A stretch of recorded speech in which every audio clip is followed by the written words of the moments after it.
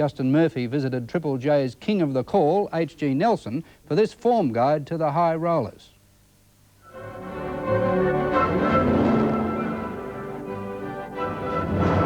H.G. Nelson is the punter's friend. G'day, Ida. Yes, look, I can't see my way clear to offer you 100 on native Neptune. A race caller out of the traditional mould. Down to earth, dependable, straight as a die, though he is well connected. Oh, hello, Neville. How are you? How are the kiddies? How's Jill? What are you prepared to put on just a dance of 50,000? Oh, gee, you're changing the market now, Neville. Kerry will be impressed. This afternoon, Nelson paused in his busy pre-race schedule. I've told you once, I've told you twice, native Neptune hasn't got a chance. Mainly, Ida, and I hate to point this out, Ida, he's scratched. And gave the 7:30 report his form guide.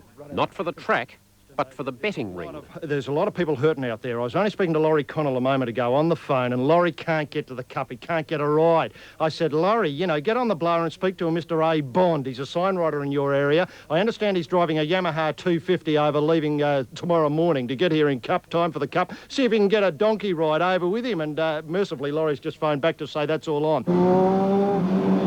Of course, it is John Elliott's Cup. He'll be there. Yes, Thuggles will be going along. I understand Thuggles is wearing the fruit this year. He's decided not to get a new morning suit, but he's going to go out and roll himself an aquard here and then get the fruit salad made up by Mrs. Elliott and just roll around in that for a while and then don the top hat and off he's going to the Cup. And if you look to see him for a bit of fruit, you'll know it's John Elliott. Kerry Packer, will he make it?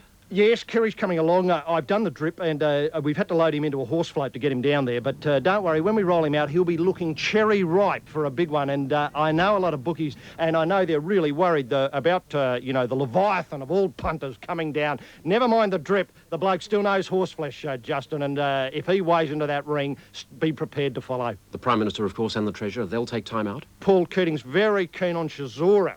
He took the horse for a ride yesterday morning, so keen is he, and he didn't spare the horse at all. He thrashed it. He said, bugger it, HG, if this horse is going to win the Cup, it's going to make certain, because I'm going to give it a solid workout. And Paul took it for a ride from Canberra to Lithgow, just to get it in tip-top trim, and the horse is absolutely blossomed since it's come back from that run. He wouldn't actually be looking for a mount himself in the race, would he? I don't see why not. I think that if you're number one ticket holder for Collingwood, you owe it to the public of this country to do something at Cup time. The Middle East, of course, very distracted, but might we expect just one or two to show up? I know Sir Dam Hussein is reluctant to come because he feels as though he wouldn't be welcome here, but I said to him, look, the people of Melbourne would love you to come down.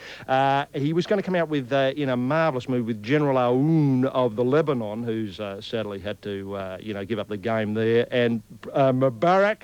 And I'd like to see the two kings out here, Hussein of Syria and Prince Fahd of Saudi Arabia. And if you saw them coming down the bookies ring, I think a lot of bookies would pack up and go home because they're serious gamblers. They're serious big betters. They're marvellous people to have on your side in the horse cup. Will Joan Kerner and possibly John Cain?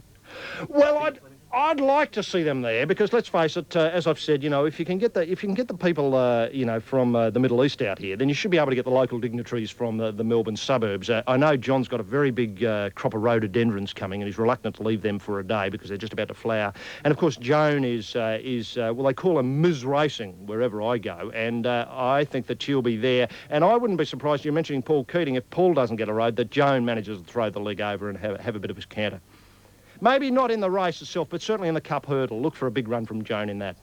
Track fast, weather fine? Unbelievably fast, but of course there is a chance that I know a number of people are going to be out watering the track overnight, hoping to get, you know, one of the mud runners up. And I don't know, I'll have to go down and have a look with the penetrometer tomorrow, just to make sure it is lightning fast. Finally, HG, a tip for the actual race? If you wanted to, Water Boatman, Mr. Brooker and Narbotto $1 each way, you'd outlay $6 all up, but then you might get the chance of a pie and a bus fare home out of it, should one of those lob in, and maybe, just maybe a bottle of, you know, Seaview champagne to go with the pie.